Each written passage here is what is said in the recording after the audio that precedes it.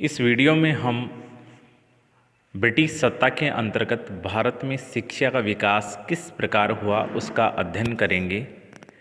जब से ब्रिटिश सत्ता की स्थापना हुई तब से लेकर आज़ादी तक ब्रिटिश शासकों प्रशासकों के द्वारा भारत में शिक्षा का विकास किन उद्देश्यों के लिए किन नीतियों के माध्यम से किया गया, यह हम इस वीडियो में अध्ययन करेंगे।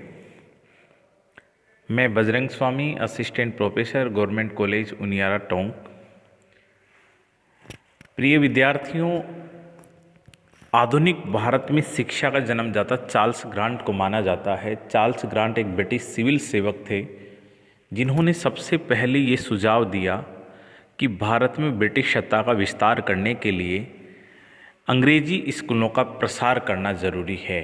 इसलिए सबसे पहले ऐसा विचार चार्ल्स ग्रांट के मन में आया कि ब्रिटिश सत्ता को स्थायी करने के लिए भारत में अंग्रेजी शिक्षा का विस्तार करना चाहिए। इसलिए चार्ल्स ग्रांट को भारत में आधुनिक शिक्षा का जनक कहते हैं। अब हम अलग अलग समय शिक्षा का विकास कैसे हुआ, शैक्षणिक संस्थाओं का अध्ययन कैसा हुआ, इसको एक समय सारणी के माध्यम से समझाने का प्रयास करेंगे।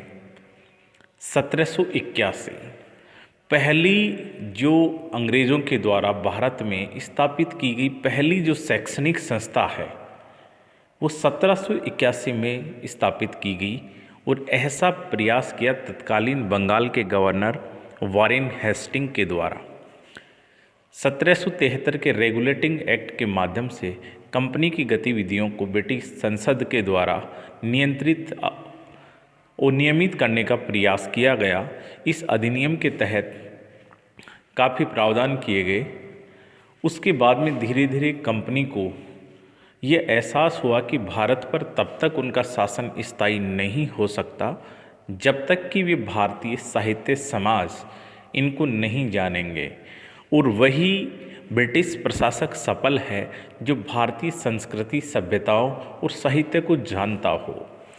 इसलिए वह तत्कालीन समय में हम देखा जाए तो पूरा मिडाइवल एरा भारत में फारसी भाषा से संचालित रहा। इसलिए तत्कालीन साहित्य की जो भाषा थी, सबसे प्रसिद्ध और प्रमुख राजकीय भाषा फारसी थी, तो उसमें लिखित तथ्यों को पढ़ना अति आवश्यक था। इसलिए उसकी खुद की भी रुचि फारसी और अरबी में थी। इसलिए फारसी और अरबी के जानकार लोगों को शिक्षा देने के लिए उन्होंने 1781 में अंग्रेज़ों के द्वारा भारत में पहली संस्था एक मदरसा के रूप में स्थापित की, और ये मदरसा कोलकाता में स्थापित किया गया। और चूँकि वॉरेन हेस्टिंग प्राच्यवाद का समर्थक था और वो चाहता था कि भारतीय जो साहित्य है, समाज है, संस्कृति है, उनका अध्ययन करना आवश्यक है। इसलिए उसने पहला जो संस्था आधुनिक भारत में खोली वह मदरसे के रूप में कलकत्ता में खोली गई। तो पहला प्रयास 1781 में वॉरेन हेस्टिंग के द्वारा एक मदरसे की स्थापना के रूप में कलकत्ता में किया गया। द्वितीय 1784। प्रिय विद्यार्थियों, यह वह समय था जब ब्रिटिश सत्ता भारत में अपने प्रारंभिक दौर में थी और उसके पैर ज़्यादा स्थायी नहीं हुए। तो इस समय के कंपनी के जो अधिकारी थे, कर्मचारी थे, उनका ये मानना था कि यदि भारत पर शासन चिरस्थायी करना है, स्थायी करना है, तो यहाँ के साहित्य और समाज को समझना आवश्यक है। इसलिए इनके साहित्य समाज को कैसे समझे, इस बात के लिए एक संस्था की आवश्यकता महसूस हुई और इस संस्था की स्थापना 1784 में की जाती है और संस्था का नाम रखा गया एशियाटिक सोसाइटी ऑफ बंगाल। और इस संस्था के संस्थापक के रूप में विलियम जोन्स को माना जाता है और विलियम जोन्स की सहायता की वॉरेन हेस्टिंग ने। अतः वॉरेन हेस्टिंग के सहयोग से विलियम जोन्स ने 1784 ईस्वी में एशियाटिक सोसाइटी ऑफ बंगाल की स्थापना कोलकाता में की। और जैसा मैंने पहले बताया, इस संस्था की स्थापना का उद्देश्य था प्राचीन भारतीय इतिहास और संस्कृति को समझना। इस प्रकार यह पहली संस्था थी जो भारतीय संस्कृति और इतिहास को समझने के लिए अंग्रेज़ों के द्वारा बंगाल में बनाई गई। कालांतर में Royal Asiatic Society of Bengal का नाम बदलकर रॉयल सोसाइटी ऑफ बंगाल किया गया। इस संस्था के द्वारा फिर एक पत्रिका का प्रकाशन किया। उस पत्रिका का नाम एशियाटिक रिसर्चेज था और इस पत्रिका का उद्देश्य था भारत के गौरवशाली अतीत को प्रकाश में लाना, दुनिया के सामने लाना। प्राचीन भारतीय इतिहास, जिसको एक सोने की चिड़िया या जिसको हम स्वर्णकाल कहते हैं, उसको दुनिया के सामने लाना था। तो इस बात को लेकर इस संस्था की स्थापना 1784 में विलियम जोन्स के द्वारा वारेन हेस्टिंग के सहयोग से कलकत्ता में की गई। कालांतर में इस संस्था ने अनेक जो हिंदू पौराणिक ग्रंथ थे, धार्मिक ग्रंथ थे, साहित्यिक ग्रंथ थे, उनका प्रकाशन अंग्रेजी में किया गया और उनके माध्यम से हिंदुओं के जो कानून हैं, विधियां हैं, संस्कृति है, सभ्यताएं हैं, खान पान है, वेशभूषा है, उनको जानने और समझने का प्रयास किया गया। विल्किंस, इस संस्था का जो सबसे अग्रणी सदस्य में से एक सदस्य था विल्किंस। विल्किंस भारतीय प्राचीन साहित्य को समझना, पढ़ना चाहता था, क्योंकि प्राचीन भारतीय जो समाज और संस्कृति का जो साहित्यिक रूप था वो हमें संस्कृत में देखने को मिलता है। इसलिए उनको पढ़ने से पहले संस्कृत सीखना अति आवश्यक था। इसलिए विल्किंस ने संस्कृत सीखी और संस्कृत सीखने वाला ये पहला अंग्रेज था। और संस्कृत सीखने के लिए ये बनारस गया और बनारस के एक पंडित थे कालीनाथ। तो कालीनाथ से इन्होंने संस्कृत विद्या ग्रहण की। उसके बाद संस्कृत के जो ग्रंथ हैं उनको पढ़ने की ओर विल्किंस ने अपना ध्यान लगाया। अतः कहा जाता है कि विल्किंस पहला अंग्रेज था जिसने भारत में संस्कृत सीखी। अब आगे अलग अलग ग्रंथों को अनुवादित किया गया। पहला जो भारतीय ग्रंथ अनुदित हुआ यूरोपीय भाषा में, अंग्रेजी में पहला जो ग्रंथ अनुदित होता है वह था मनुस्मृति। और मनुस्मृति अनुदित हुआ 1776 में, 1776 में। मनुस्मृति प्रथम ग्रंथ था जो यूरोपीय भाषाओं में अनुदित हुआ और एक व्यक्ति था नेथेनियल हेलहेड। तो नेथेनियल हेलहेड ने मनुस्मृति का अंग्रेजी में प्रकाशन लंदन से निकाला और उसका नाम रखा जेंटुलॉज या ए कोड ऑफ जेंटुलॉज। इस नाम से मनुस्मृति का 1776 में नेथेनियल हेलहेड द्वारा लंदन में मनुस्मृति का प्रकाशन किया गया। तो पूछा जाता है प्रथम भारतीय ग्रंथ जिसको यूरोपीय भाषाओं में अनुदित किया गया तो मनुस्मृति है। ए कोड ऑफ जेंटुलॉज या जेंटुलॉज के नाम से इनका प्रकाशन हुआ। कालांतर में एशियाटिक सोसाइटी ऑफ बंगाल ने प्रयास शुरू की। नवंबर 1784 में इस सोसाइटी के द्वारा एक सदस्य था विल्किंस। इन्होंने मूल श्रीमद् भगवत गीता है उसका संस्कृत से अंग्रेजी में अनुवाद किया, विल्किंस के द्वारा किया गया। 1787 विल्किंस ने हितोपदेश का भी अनुवाद किया। 1789 विलियम जोन्स ने, इस वर्ष विलियम जोन्स ने कालिदास का एक प्रसिद्ध नाटक है अभिज्ञान शाकुंतलम, उसका अंग्रेजी में अनुवाद किया। इस सोसाइटी के द्वारा अनुदित ये पहली ग्रंथ था जो एशियाटिक सोसाइटी के द्वारा किया गया। इसके पश्चात विलियम जोन्स ने गीत गोविंद का अंग्रेजी में अनुवाद किया और सन 1792 में विलियम जोन्स के द्वारा मनुस्मृति का फिर प्रकाशन किया इंस्टीट्यूट ऑफ हिंदू लॉ के नाम से। हिंदू लॉ के आधार इंस्टीट्यूट ऑफ हिंदू लॉ क्या है? विलियम जोन्स के द्वारा मनुस्मृति का अंग्रेजी में किया गया अनुवाद, जबकि जेंटुलॉज या ए कोड ऑफ जेंटुलॉज नेथेनियल हेलहेड द्वारा मनुस्मृति का किया गया अंग्रेजी में रूपांतरित नाम था। जोन्स और विल्किंस ये दो ऐसे व्यक्ति थे जिन्होंने प्राचीन भारतीय जो शास्त्रीय ज्ञान था वो दुनिया के सामने ला रहे थे। इसलिए इनको भारत विषयक ज्ञान शास्त्र के फादर कहा जाता है। भारतीय विषयक ज्ञान शास्त्र के जनक कहा जाता है। ऐसे दो व्यक्ति थे जो एशियाटिक सोसाइटी ऑफ बंगाल या रॉयल सोसाइटी ऑफ बंगाल के सक्रिय सदस्य थे। ये भारत के अतीत की संस्कृति और इतिहास को अंग्रेजी पुस्तकों के माध्यम से प्रकाश में ला रहे थे और भारत विषयक ज्ञान शास्त्र के इनको जनक कहा जाता है। 1792 में 1792 एक ब्रिटिश रेजिडेंट था जोनाथन डंकन। जोनाथन डंकन ने 1792 ईस्वी में एक संस्कृत कॉलेज खोला बनारस में और इसका उद्देश्य था हिंदुओं के धर्म संहिताएं और कानून का अध्ययन करके उनका प्रसारित करना। प्रिय विद्यार्थियों, हम उनकी जब पॉलिसियां पढ़ेंगे तो उसमें आएगा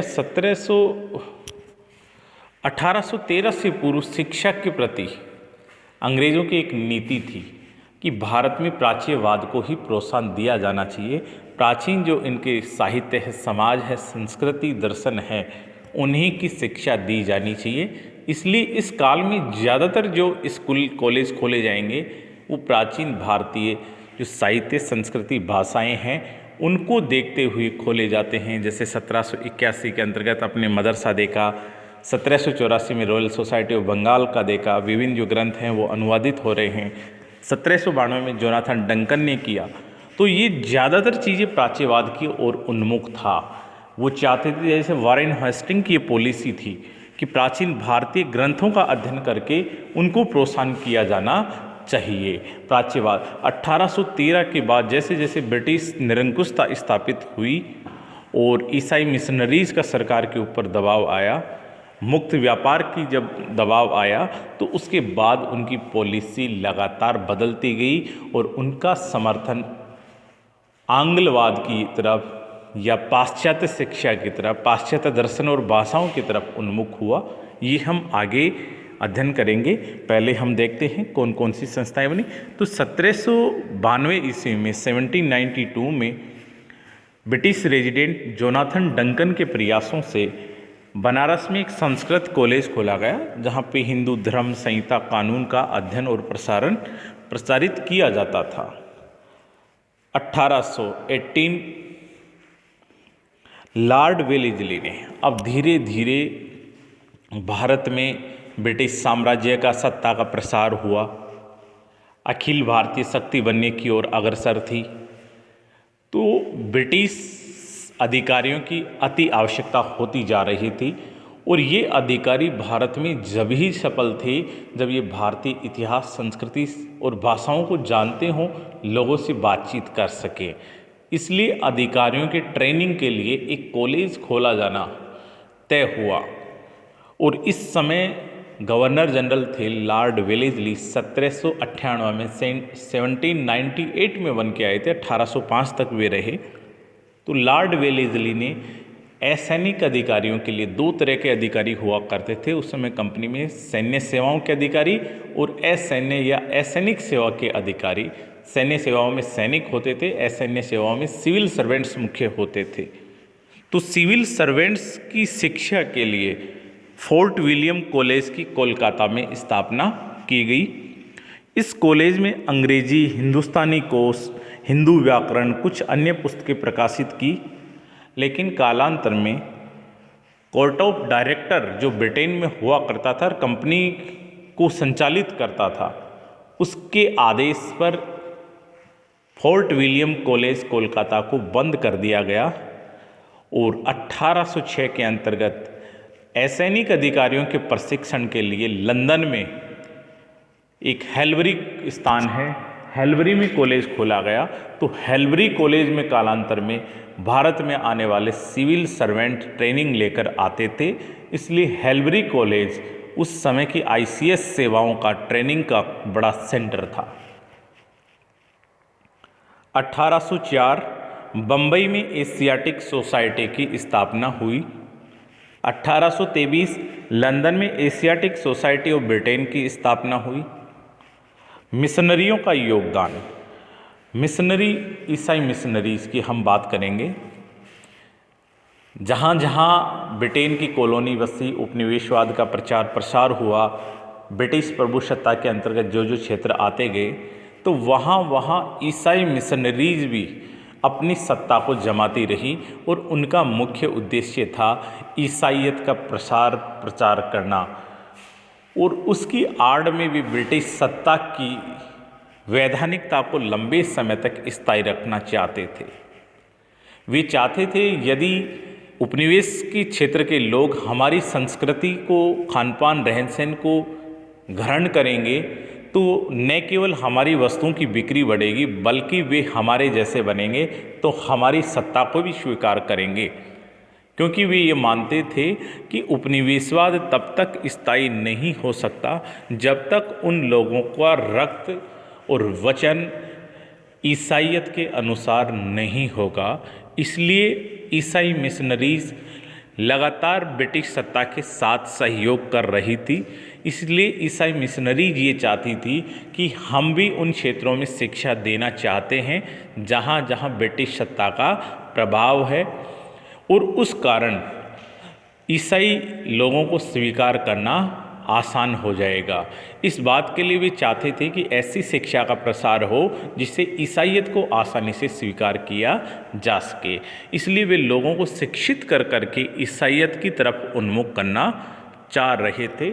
इसलिए ईसाई मिशनरीज का लगातार दबाव था और इस दबाव का परिणाम हुआ कि 1813 के चार्टर एक्ट के माध्यम से ईसाई मिशनरीज को शिक्षा का प्रचार प्रसार करने की एक लीगल स्वीकृति मिल गई। यद्यपि पहले भी वे प्रचार प्रसार करते रहे, लेकिन वैधानिकता उनको 1813 के चार्टर एक्ट के माध्यम से मिली। 1819 में इन्होंने पहली जो संस्था ईसाई मिशनरीज के द्वारा बनाएगी तरुण भारत स्त्री सभा। कलकत्ता में उन्होंने स्त्रियों की शिक्षा के लिए एक संस्था बनाई और ये भारत में स्त्रियों के लिए बनाई गई पहली संस्था मानी जाती है। 1849 में बैथून ने बैथून विद्यालयों की एक सीरीज शुरू की और जो बालिकाओं का भारत का पहला विद्यालय भी बैथून के द्वारा स्थापित किया गया। मिशनरीज ने क्या किया? शुरुआत में उन्होंने आधुनिक भारतीय भाषाओं के अध्ययन को महत्व दिया, शब्दकोश तैयार की, व्याकरण की पुस्तकें लिखी, बाइबिल का भारतीय भाषाओं में अनुवाद किया, बालिकाओं अनाथालयों के लिए अनाथालय स्थापित किए, मध्यम वर्ग उच्च वर्गीय महिलाओं के लिए होम साइंस और वीमेन एजुकेशन प्रारंभ की। तो प्रारंभ में ईसाई मिशनरीज ने अपने को भारतीय समाज और संस्कृति में स्थापित करने जैसे कार्य किए। इन मिशनरीज का प्रारंभ में यदि हम मुख्यालय देखें तो मद्रास और बंगाल में था। अब ईसाई मिशनरीज के भारत में अलग अलग सेंटर थे, लेकिन एक इनका बड़ा सेंटर प्रसिद्ध भी हुआ और विरोध में भी रहा। ऐसा सेंटर था श्रीरामपुर बंगाल में। श्रीरामपुर वैसे डचों के एक व्यापारिक सेंटर था, लेकिन धीरे धीरे ये 3 व्यक्ति यहाँ पर आते हैं और तीनों ने ईसाई मिशनरीज के माध्यम से अपने को स्थापित करने का प्रयास किया। इसलिए इन तीनों को सम्मिलित रूप से श्रीरामपुर तरई भी कहते हैं, श्रीरामपुर ट्रायो कहते हैं। और 3 व्यक्ति थे, विलियम कैरी, वार्ड और मार्समैन। बंगाल में विलियम कैरी, वार्ड और मार्समैन श्रीरामपुर की डच बस्तियों में आकर बसे। इनके प्रयास से प्रसिद्ध श्रीरामपुर तरई सन 1799 में अस्तित्व में आए। तो ये हम 1813 के चार्टर एक्ट से पूर्व भारत में बनी अलग अलग हम संस्थाओं का अध्ययन किए हैं। ब्रिटिश सरकार के द्वारा जो प्रयास किया है उनका हमने अध्ययन किया है। इससे आगे का अध्ययन हम आगामी वीडियो में करेंगे।